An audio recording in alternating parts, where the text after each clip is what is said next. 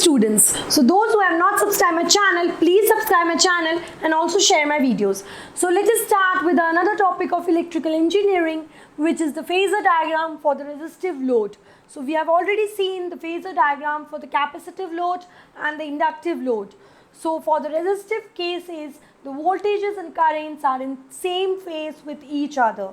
In the inductive load, the current lags behind the voltage by 90 degrees, and in the capacitive load, the current leads the voltage by 90 degrees or by some angle, theta, alpha, any angle you can give. Okay. So here the equivalent circuit is being shown over here. It is having the voltage source, then it is connected to R1, it is connected to X1. R1 is the primary resistance, X1 is the primary reactance, and the I1 current starts flowing through the circuit.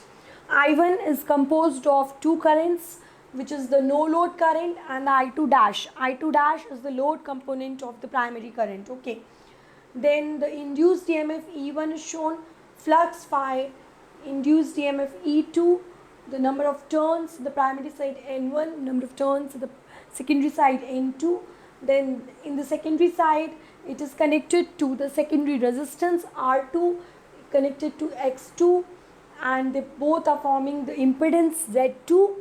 Z2 means secondary impedance, and the current starts flowing, which is I2, and the terminal voltage which we get across the load is V2, and it is denoted by V2, and it is said to be as secondary terminal voltage. Okay. So we already know what are phasor diagrams, we have already seen. Still we can just go through it. Phasor diagram are diagram representing the alternating current and voltages of same frequency as vectors or phasors with some phase angle, having some of the phase angle. Okay. And phasors are the arrows rotating in the anti-clockwise direction, and so we can say phasor diagrams are the diagrams representing the phasors, and they are representing the phasors which are actually the scalar quantities. Okay, so the scalar quantities can be represented by vectors or phasors with the help of phasor diagram. So here these are the scalar quantities, and we need to represent them in a phasor diagram where our secondary is resistive in nature. So the secondary load, is connected with the load, and the load is resistive in nature. Okay, so the resistive nature says that I2 and V2 are in same phase with each other. Okay, so let us start writing with the KVL equation first, and then the KCL equation. So KVL equation, for the KVL equation we will be writing for the primary side. So at primary, so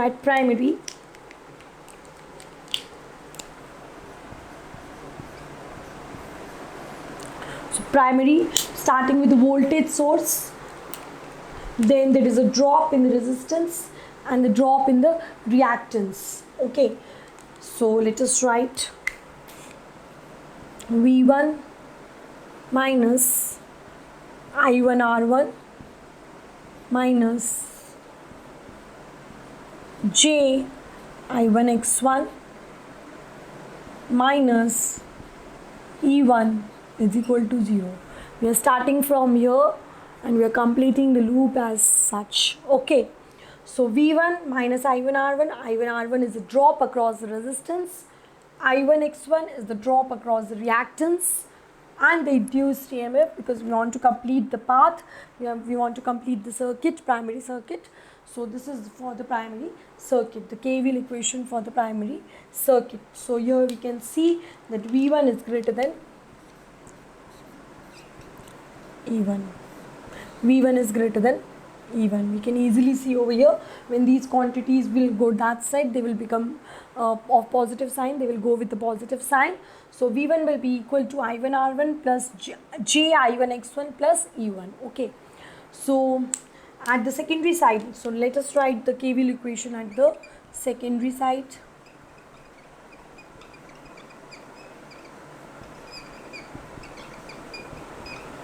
Okay.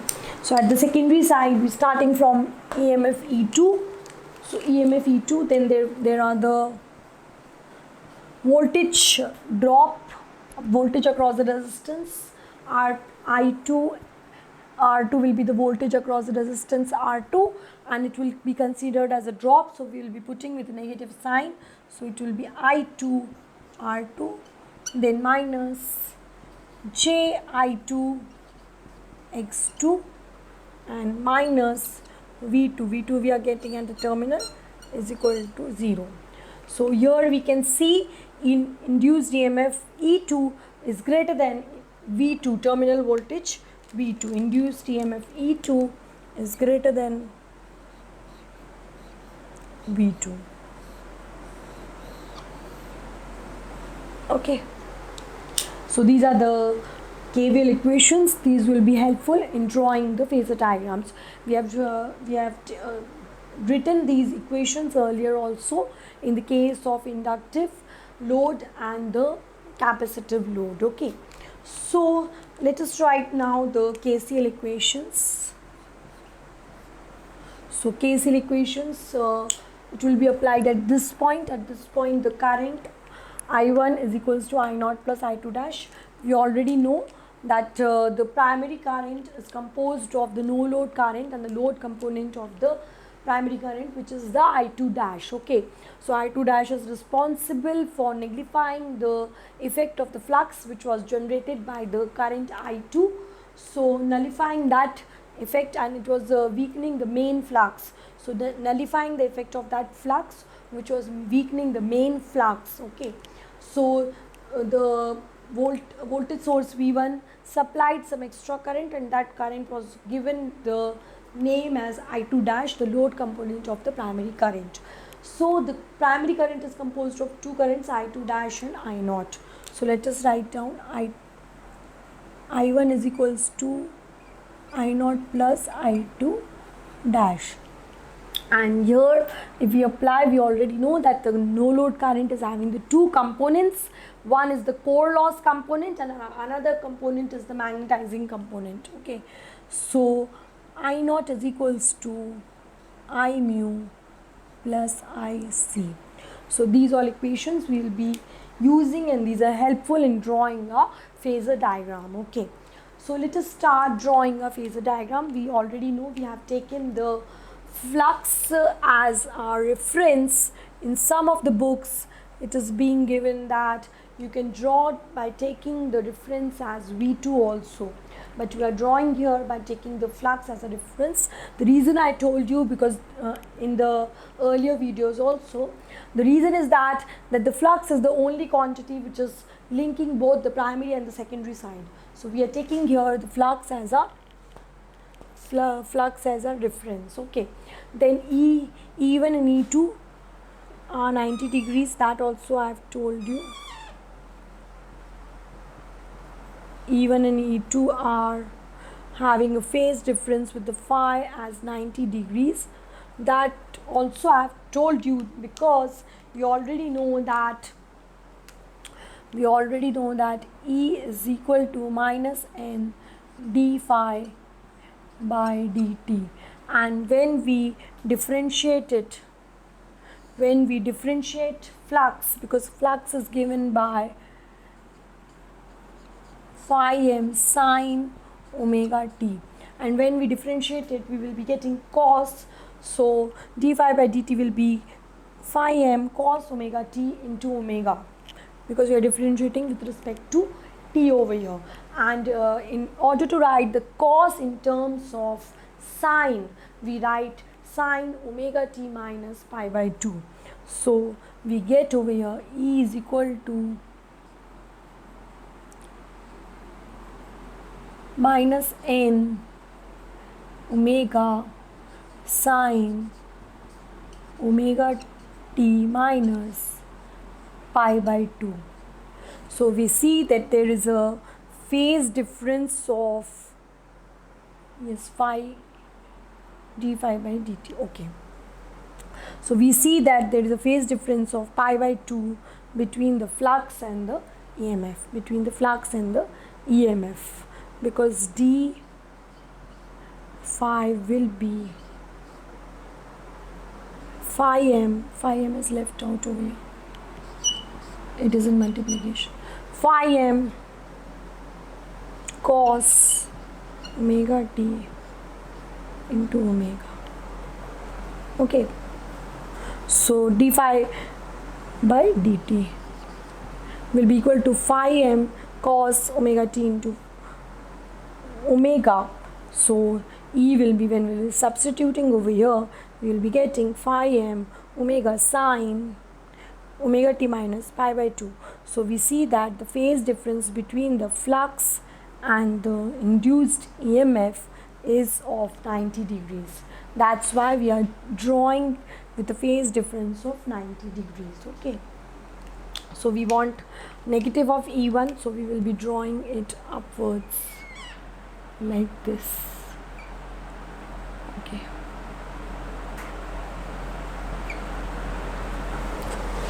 okay, so now let us start drawing with the currents. So V2 and I2, because the load is resistive in nature, so V2 and I2 will be in the same phase with each other. So they will be drawn over here itself in the same phase. So I2 will be over here and V2 will be over here in the same phase.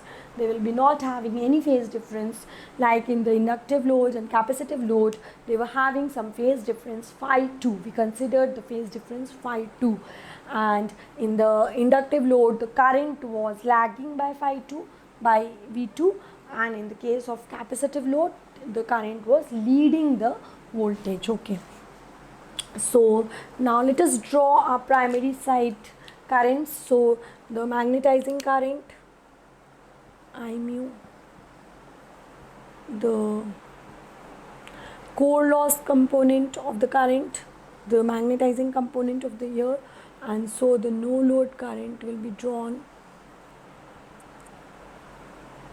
over here. So this will be the no load current I naught.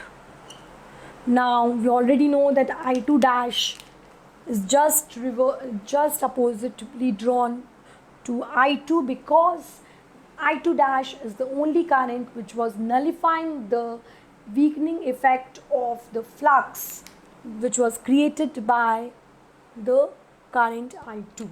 Okay, so we will be drawing it just opposite it. So this will be our I2 dash, and the resultant of these two will be our primary current.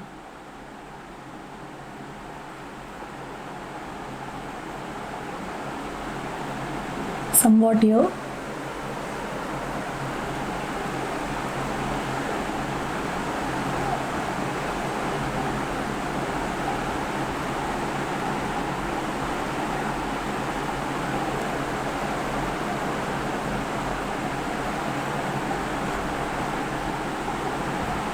Okay, so this will be my I1, which is the primary current. It is the composed of two currents, the no load current and I2 dash. Here also we have seen I1 is equals to I0 plus I2 dash. So this is my primary current. Now the V1 minus I1 R1 minus J I1 X1 minus E1 is equals to 0. That means V1 is the vector sum of the voltage across the resistance, voltage across the reactance, and minus E1. Okay, and minus E1. So minus E1 we are having. So we will be adding in it the voltage across the resistance, which is I1 R1. So drawing parallel to I1. This is parallel to I1 will be I1 R1, because R1 is the component which is having the voltage and the currents to be in the same phase. Okay, so the I1 R1 is the voltage across the resistance that will be in phase with the current I1, So we have drawn it parallel. Now we will be drawing I1 X1. So X1 is the reactance. Reactance is considered to be the inductive case. So in the inductive case, it is the voltage is leading or the current is lagging. So we will be leading the voltage. Now current is over here, so voltage will be leading over there. We have already seen these factors when we were drawing the capacitive and the inductive load. Okay, when we were drawing the capacitive and the inductive load, it should be straight. Actually, you can draw it with a ruler. It should be a straight line. Okay, we have got a straight line now. Okay, so it will be I1 J I1 X1. Okay, and V1 will be the resultant. V1 will be the resultant, so we will be drawing the resultant over here. Okay, so V1 will be the resultant. It would be a straight line.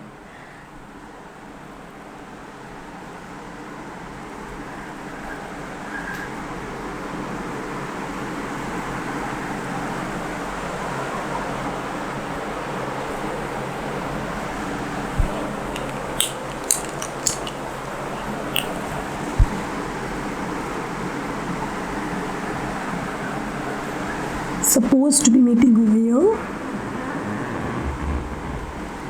Okay.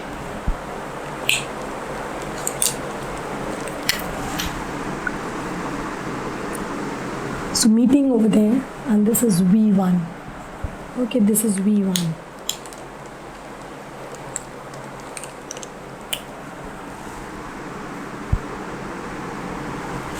Okay.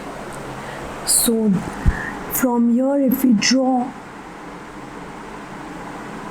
a line,